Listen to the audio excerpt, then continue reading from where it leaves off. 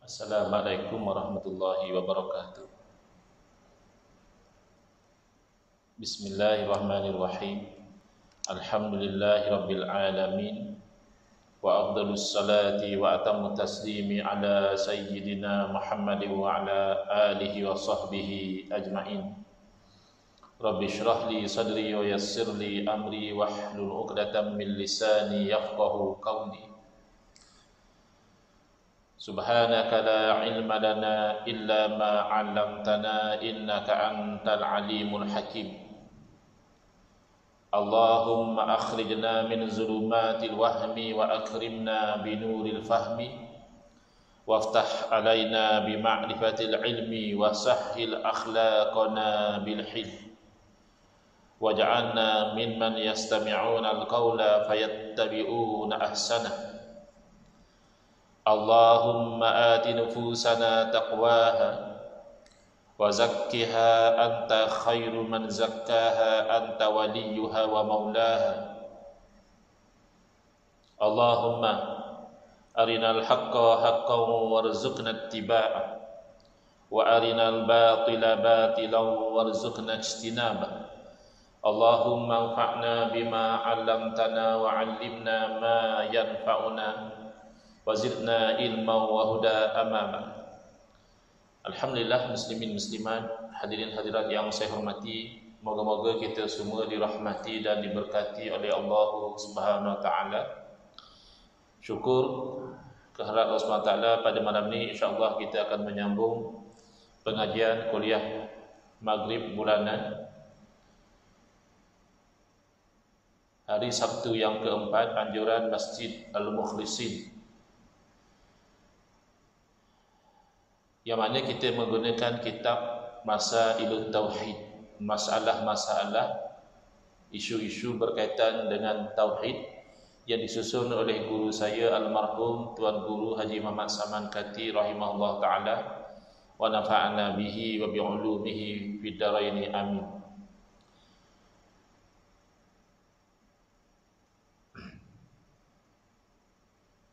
Saya tidak pasti kita berhenti di mana pada bulan yang lalu. Terlupa nak tanda di kitab ini. Apapun kita, kalau terpatah balik pun insya-Allah sebagai ulang kaji, iaitu soalan dari manakah diambil ilmu ini. Ini masih lagi mabadi' ilmu tauhid yang 10. Sumber ilmu tauhid dari mana? Dalam bahasa Arab dipanggil istimdaduhu. Jawapan diambil dari Al-Quran dan hadis Nabi sallallahu alaihi wasallam. Jadi ini penting untuk kita ketahui, kerana ada tuduhan, ada dakwaan kononnya ilmu tauhid ini diambil dari ilmu falsafah Yunani. Ada orang kata begitu, jangan belajar ilmu tauhid sifat 20, kerana pertama ia adalah bid'ah, tidak ada di zaman Nabi sallallahu alaihi wasallam. Ini jelas dakwaan yang keliru. Dia gagal faham, dia gagal membezakan antara ilmu dan penyusunan ilmu. Yang bid'ah adalah penyusunan ilmu. Jadi apabila saya ditanya soalan yang lebih kurang begitu, adakah salafus soleh menolak sifat 20? Jadi saya jawab mustahil. Mustahil salafus soleh menolak sifat 20. Kalau dikatakan salafus soleh tidak belajar akidah menggunakan sistem pengajian sifat 20, ya itu betul. Tapi kalau menolak sifat 20 mustahil. Kerana kalau kita lihat satu persatu dari sifat 20, menolaknya menjadikan seseorang itu kafir, terkeluar dari Islam. Kita bilang satu persatu, misalnya sifat wujud. Kalau orang menafikan wujud, dia kata Tuhan tak wujud, kan jadi kafir. Sifat qidam, iaitu Allah wujud tanpa ada permulaan. Kalau dia kata tak, dulu Allah tak wujud, kemudian baru Allah wujud, pun jadi kafir. Ataupun dia menafikan sifat baqa, dia kata ya sekarang Allah wujud, tapi satu masa nanti Allah juga akan binasa. Bukan orang Islam macam itu. Dia menafikan mukhalafatuhu ta'ala lil hawadisi. Dia mengatakan Allah sama saja seperti makhluk ataupun makhluk sama seperti Allah. Itu syirik. Atau dia menafikan sifat qiyamuhu ta'ala binafsih. Lalu dia mengatakan Allah Ta'ala berhajat kepada makhluk. Itu juga bawa kepada kufur. Atau dia kata Allah itu mati, atau dia kata Allah banyak, atau dia kata Allah lemah, atau dia kata Allah terpaksa, atau dia kata Allah buta, atau dia kata Allah tuli, atau dia kata Allah bisu. Ini kan menafi sifat 20. Maka kalau mengatakan sifat 20 bid'ah tidak betul. Kerana itulah akidah seorang yang beriman semenjak zaman Nabi Adam alaihissalam sehingga hari kiamat. Tidak ada orang yang beriman yang menolak salah satu dari sifat 20. Jadi penyusunan datang kemudian itu biasa. Saya bagi contoh yang mudah. Kita sekarang belajar rukun sembahyang 13 perkara. Pertama, niat. Kedua, berdiri betul bagi yang mampu. Ketiga, takbiratul ihram. Keempat, membaca Al-Fatihah dan seterusnya. Tidak ada penyusunan begitu di zaman Nabi sallallahu alaihi wasallam. Di zaman sahabat tak belajar rukun sembahyang 13 perkara. Tapi adakah berarti sahabat solat tidak takbir? Sahabat solat tidak baca Fatihah? Sahabat solat tidak rukuk, tidak sujud dan tahiyat? Tidak. Isinya itu tidak bid'ah. Hanya penyusunan itu sahaja baru, itu tidak masalah. Yang kedua, kata mereka jangan belajar sifat 20 kerana sifat 20 ini bukan dari ajaran Islam, ya. Tauhid sifat 20 ni dakwa mereka adalah dari ilmu falsafah Yunani. Jadi jelas dalam mabadi yang 10 ini sumber ambilan ilmu tauhid adalah daripada Al-Quran dan hadis Nabi sallallahu alaihi wasallam. Jadi katakan tak, ini dari falsafah Yunani. Buktinya dalam ilmu sifat 20 banyak menggunakan dalil akli. Akalnya begini, logiknya begini, ya. Jadi kita terangkan menggunakan dalil akli itulah Quran dan Sunnah. Kalau kebetulan ahli falsafah Yunani juga menggunakan akal dalam falsafah mereka, ya itu memang nature manusia. Kan beza manusia dengan haiwan adalah akal. Dan beza manusia yang mukallaf dengan tidak mukallaf juga akal. Orang gila tak masuk buk, tak diambil perkiraan sebab akalnya sudah rosak. Jadi apa masalah? Kalau dalam tauhid sifat 20 menggunakan akal, itu mengikut Quran dan Sunnah. Banyak sekali dalam ayat suci Al-Quran yang menempelak manusia yang tidak mahu menggunakan akal. Allah berfirman, afala ta'qilun. Lalu, adakah kamu itu tidak menggunakan akal? Afala tatafakkarun. Kenapa kamu tidak berfikir? Kemudian, natijah dari tidak menggunakan akal, seseorang itu dimasukkan ke dalam neraka. Apa catatan keluhan ahli neraka? Wa qalu law kunna nasma'u aw na'qilu ma kunna fi ashabis sa'in. Ahli neraka mereka mengeluh, kalaulah dahulu ketika di dunia kami itu nasma'u, mahu mendengar. Jadi satu sebab masuk neraka tidak mahu dengar dakwah risalah tauhid yang disampaikan oleh para rasul alaihi wassalatu wassalam. Tak mahu dengar, tutup telinga.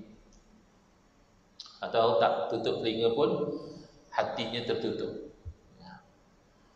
Au naqilu, ini yang kedua. Atau kalaulah ketika kami di dunia dahulu kami menggunakan akal, ma kunna fi ashabis sa'in. Tidaklah kami sekarang ini tergolong daripada ahli neraka. Jadi salah satu sebab masuk neraka adalah tidak menggunakan akal. Mungkin saya sudah sebutkan dalam kuliah yang lalu, contoh dalam Al-Quran sendiri, dalam tauhid, Allah Subhanahu wa taala menggunakan dalil akli. Misalnya ketika menolak syirik. Syirik ni kan maknanya Tuhan tu banyak. Dan menetapkan tauhid berarti Tuhan hanya satu. Allah Ta'ala menggunakan dalil akli. Allah berfirman, "Lau kana fihi ma alihatun illallahu la fasadata." Kalaulah ada di langit dan bumi ini, kami itu 10 Tuhan-Tuhan yang banyak selain daripada Allah, nescaya binasalah langit dan bumi. Okay. Kalau kita renungkan ayat suci Al-Quran ini, tidakkah realiti Tuhan tidak banyak? Realiti Tuhan hanya satu. Tapi kenapakah Allah berfirman kalau Tuhan banyak? Berarti Allah menyuruh kita membayangkan dengan akal sahaja. Ya, dalam dunia realiti Tuhan tidak banyak. Tapi bayangkan dengan akal, kalaulah Tuhan banyak, jangan kata Tuhan tu sampai 10, 20, 100, 200. Tuhan dua cukup. Lebih dari satu. Maka kehendak Tuhan yang mana dia akan berlaku? Sebab Tuhan kan sifatnya maha berkuasa, maha berkehendak. Ya, kalau macam kita, kuasa kita terbatas. Dalam dunia politik misalnya, ada yang namanya perkongsian kuasa. Ya, asalnya tak berkongsi, tapi oleh kerana tak berapa kuat, tak cukup kerusi, ialah kongsilah untuk dapat kuasa. Itu manusia lemah. Kemudian kadang kita nak buat macam ini. Ya, mungkin kerajaan sebenarnya teringin nak hidupkan kembali GST, tapi tengok-tengok juga kalau tak kena gaya kan jadi isu. Jadi kehendak tu terbatas. Tuhan tidak demikian. Apa yang Allah Ta'ala kehendaki, ya Allah jadikan. Idza arada syai'an ayaqula lahu kun fayakun. Apabila Tuhan itu menghendaki sesuatu, memadailah Allah berfirman jadi, maka jadi. Ya. Jadi kalau lebih dari satu, kehendak Tuhan yang mana yang akan terlaksana? Kuasa Tuhan yang mana yang akan berlaku? Oh, kalau macam tu binasa langit bumi ni. Tuhan ni nak macam ini, Tuhan satu lagi nak macam lain. Maka mustahil, ya, Tuhan lebih dari satu. Mustahil itu adalah hukum akal. Nanti kita akan lihat di dalam pembahagian hukum, salah satu jenis hukum namanya hukum akli, hukum akal. Kemudian para rasul juga, sunnah para rasul di dalam menolak syirik dan membuktikan tauhid juga menggunakan dalil akli. Salah satu contoh ketika Nabi Ibrahim alaihissalam berjuang menetapkan tauhid dan menolak syirik. Syirik pada masa itu antaranya dilakukan oleh Namrus. Namrus ni dia mengaku Tuhan. Bukan syirik biasa-biasa. Syirik yang grade 1. Dia mengaku dia Tuhan. Lalu kan akal yang sihat tidak akan boleh menerima Tuhan tapi lemah. Tuhan sakit, Tuhan lupa, sebarang sifat kekurangan lah kita tak boleh terima. Takkanlah Tuhan sakit, takkanlah Tuhan lupa. Maka Nabi Ibrahim AS nak beritahu kepada Namrus bahawa Namrus bukan Tuhan, kerana Namrus lemah. Lalu Nabi Ibrahim berkata, Rabbiyalladzi yuhyi wa yumit. Tuhan yang sebenar adalah Tuhan saya yang berkuasa menghidup dan mematikan. Nak beritahunya, Namrus kamu bohong, sebab kamu tidak berkuasa menghidup dan mematikan. Lalu Namrus sama ada dia kurang cerdas, akalnya kurang cekap, ataupun dia degil, dia menjawab, ana uhyi wa umit.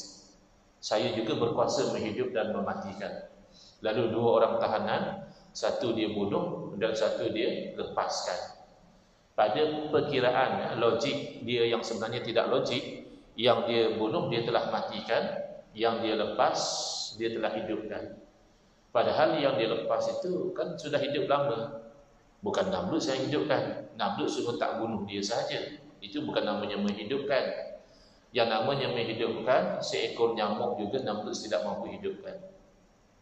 Lalu Nabi Ibrahim AS membawa dalil akli yang lebih jelas.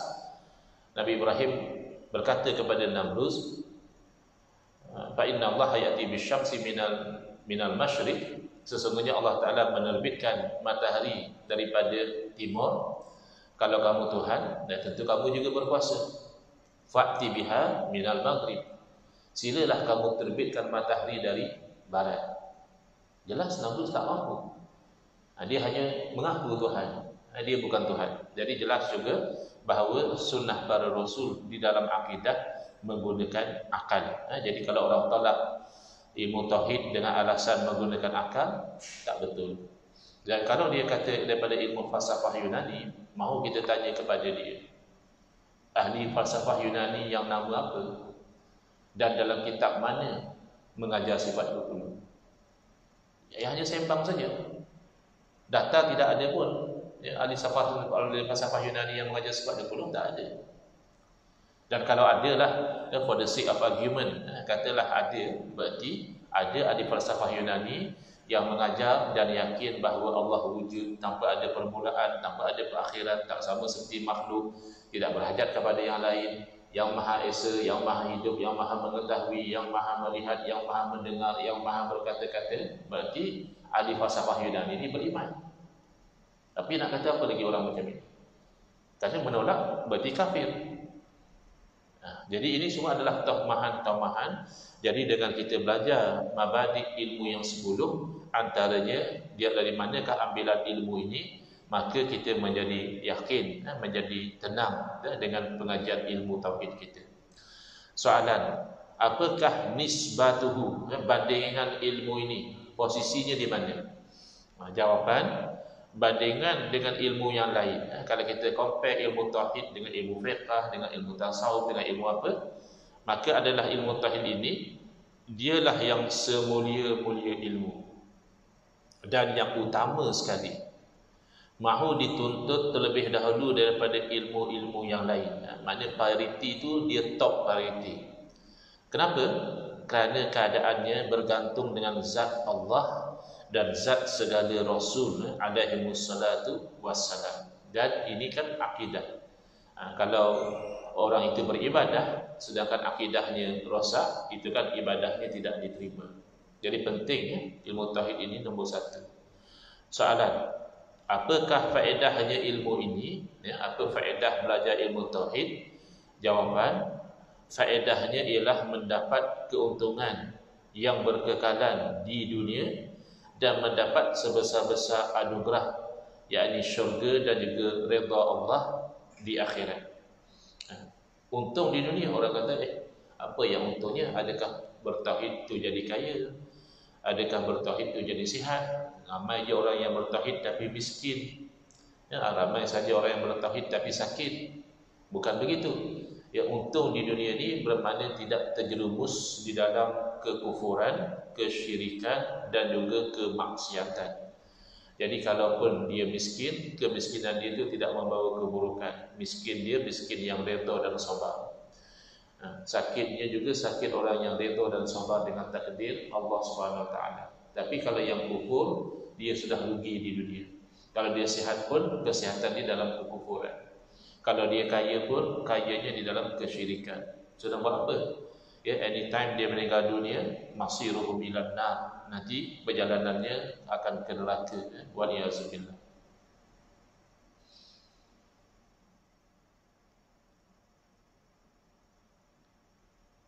Faedah ilmu tauhid ialah mendapat keuntungan yang berkekalan di dunia dan mendapat sebesar-besar anugerah, yakni syurga di akhirat, iaitu kampung yang mempunyai nikmat yang berkekalan serta dikurniakan nikmat melihat akan zat Tuhan yang laisa kamitslihi syai', yang tidak menyamai oleh sesuatu. I'tiqad kita ahli sunnah wal jamaah, orang-orang di akhirat nanti, orang-orang yang masuk syurga boleh melihat akan zat Allah Subhanahu Wa Taala. Macam mana kita tidak boleh bayangkan. Melihat zat Allah tidak berarti Allah itu bertempat. Kerana ada yang menafikan atas dasar berpegang bahawa Allah Ta'ala wujud tidak bertempat, lalu dia mengatakan Allah tidak boleh dilihat. Itu bukan akidah ahli sunnah wal jamaah. Dan ada pula yang berpegang oleh kerana Allah boleh dilihat maka Allah itu bertempat. Itu juga bukan akidah ahli sunnati wal jamaah. Kerana melihat Allah itu tidak boleh kita samakan dengan melihat makhluk. Kalau melihat makhluk, dia ada tempatnya. Baik, selesai mabadi ilmu tauhid yang 10. Sekarang kita pergi kepada masailul tauhid. Ini konten yang dejis dalam kitab ini, masalah ilmu tauhid. Soalan, di dalam berapa masalah tersimpan ilmu tauhid ini? Dia guna bahasa yang agak klasik kan. Sedang kalau bahasa modennya, ilmu tauhid ini terbahagi kepada berapa perbincangan. Apa subtopik dia? Okey. Jawapan, ilmu tauhid ini tersimpan di dalam 3 masalah. Ada setengah kitab dia sebut 4, tapi di sini disebut 3. Iaitu pertama ilahiyat, yang kedua adalah nubuwat, dan yang ketiga adalah sam'iyat. Kalau kita nak buat mind mapping, peta minda, kita boleh letak di situ ilmu tauhid, tarik ke bawah ilahiyat, nombor 2 nubuwat, nombor 3 sam'iyat. Apa dia? Baik.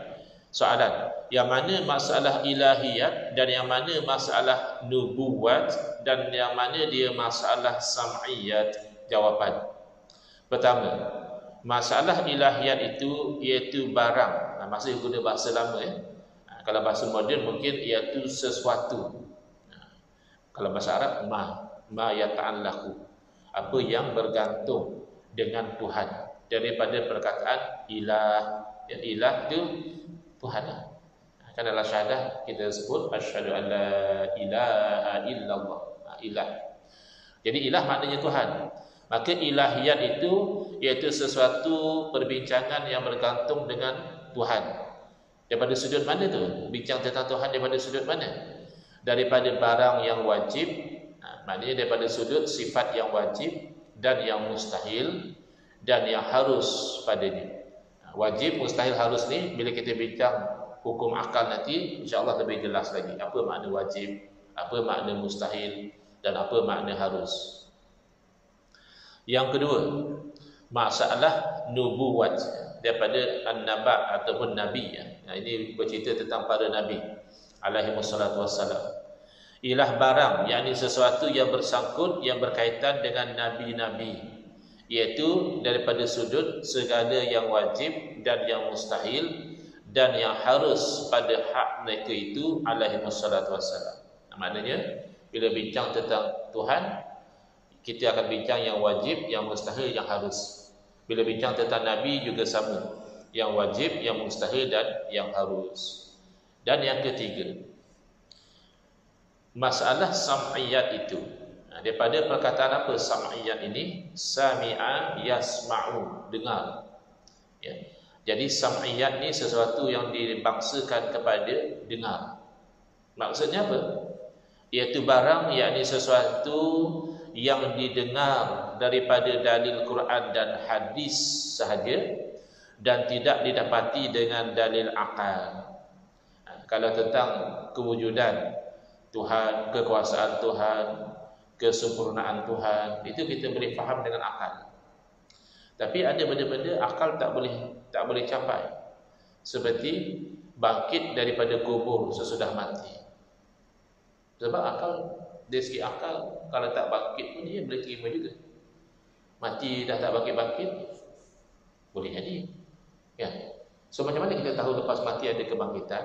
Itu melalui sama, iaitu didengar oleh para sahabat, wahyu daripada Rasulullah sallallahu alaihi wasallam, lalu para sahabat beriman dan mereka menyampaikan kepada generasi mereka, generasi seterusnya sampai kepada kita. Itu maksud sam'iyah. Kalau semata-mata akal tak terbayangkan. Demikian berhimpun di mahsyar, di padang mahsyar. Mahsyar itu adalah tempat dikumpulkan. Hasyar itu dikumpulkan. Berhisab. Hisab di sini maknanya dihitung amal seseorang. Siratul mustaqim. Itu kita tak boleh fikir ada pula titian di hari akhirat. Kalau tak ada pun kira je. Tapi kita yakin ada kerana Quran dan hadis beritahu. Syurga dan neraka juga sama. Kalau semata-mata dengan akal, kalau tak ada syurga pun akal boleh terima. Kalau ada pun dia boleh jadi. Tapi dari segi keimanan, kita wajib yakin ada syurga, ada neraka. Kenapa? Kerana Quran dan hadis telah beritahu. Itu namanya sam'iyat. Diimani semata-mata kerana didengari perkhabarannya daripada Rasulullah sallallahu alaihi wasallam. Itu 3. Kalau kitab yang letak 4, dia akan letak yang keempat adalah al-mumkinat ataupun al-makhluqat. Rupanya ilmu tauhid juga bincang tentang makhluk. Kenapa ilmu tauhid bincang juga tentang makhluk? Kerana dengan memerhati kepada makhluk inilah kita dapat memahami sifat-sifat Allah Subhanahu wa taala. Bila kita lihat makhluk itu dulu tak wujud, kemudian baru wujud, maka kita faham bahawa Allah wujud tanpa ada permulaan. Bila kita lihat makhluk itu satu masa binasa, rosak, berubah, kita faham bahawa Allah Ta'ala tidak binasa dan tidak berubah. Bila kita faham bahawa makhluk itu fakir, berhajat ini, kita faham bahawa Allah Ta'ala ghani, tidak berhajat kepada sesuatu yang lain, dan seterusnya. Baik. Jadi ada setengah kitab masukkan juga yang keempat tadi. Baik. Sekarang kita pergi kepada next topic. Sebelum itu saya buka sekiranya ada sebarang soalan. Kita ada masa dalam 5 minit lagi sebelum Isya. Ada sebarang soalan, tuan-tuan? Kalau saya mampu jawablah.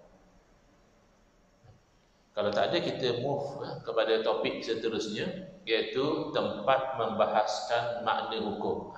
Kita nak cerita hukum tu apa? Apa jenis-jenis hukum? Soalan, apa makna hukum dan sebutkan segala bahagiannya? Jawapan, makna hukum itu menetapkan sesuatu pekerjaan atau menafikan.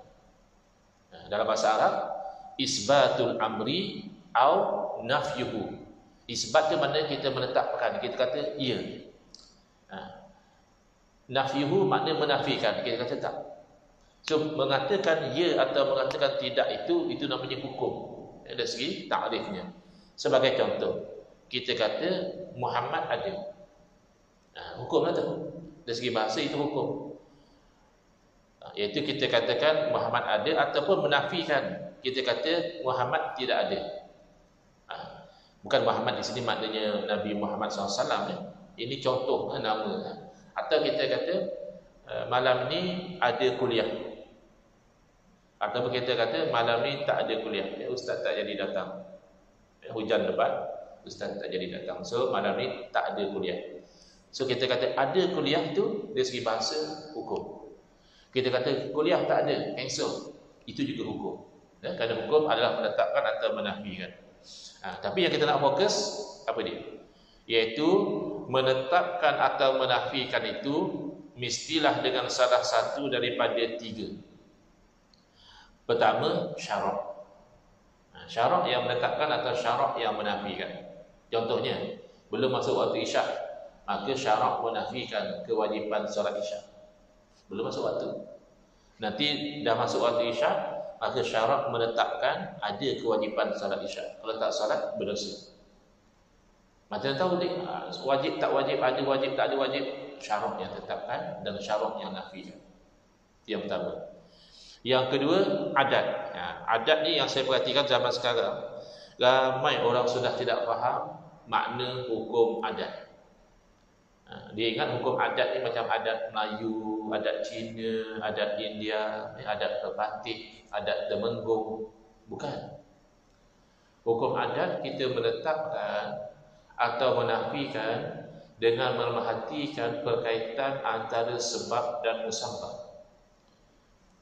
Observation of causal connection, observation of experimental common cause. Apa kaitan sesuatu yang berlaku dahulu dengan sesuatu yang berlaku kemudian? Maka kita tetapkan. Bunyi macam complicated ya? Tak adalah complicated. Kita selalu cuba makan, kita rasa kenyang. Besok makan lagi, kenyang lagi. Lusa makan lagi, kenyang lagi. Maka kita menetapkan ada kenyang dengan ada makan. Mana dalil? Ini bukan hukum syarak bang. Nak minta dalil Quran hadis, saya tak ada. Dalilnya adalah cuba. Itu namanya hukum adat. Nanti kita akan pendetailkan. Just nak bagi gambaran dahulu apa yang dimaksudkan dengan hukum adat, iaitu yang cerita tentang cause and effect. Sebab dan musabbab. Itu hukum adat. Bukan adat Melayu, adat Cina, bukan. Yang ketiga adalah hukum akli, hukum akal. Kerana akal itu boleh menetapkan atau menafikan sesuatu. Kadang-kadang kita orang cakap, mesti ada punya. Mesti ada tu hukum akal. Itu namanya wajib, wajib akli. Takkan ada, tak mungkin lah. Itu mustahil. Ataupun dia kata, boleh jadi juga. Itu harus. Tapi pendetailannya nanti, insyaAllah dalam kuliah yang akan datang, bezakan di antara hukum yang 3 itu. Hadza wabillahi taufiq wal hidayah. Wassalamualaikum warahmatullahi wabarakatuh. Bismillahirrahmanirrahim. Alhamdulillahirabbil alamin. Wassalatu wassalamu ala asyrafil anbiya'i wal mursalin wa ala alihi wa sahbihi ajma'in. Allahumma shrah sudurana wa ahsin akhlaqana wa azim ujurana wa nawwir qulubana bi nuri hidayatika kama tarda bi nuri syamsika abadan abada bi rahmatika ya arhamar rahimin. Walhamdulillahirabbil alamin. Amin ya rabbal alamin. Wal afu minkum.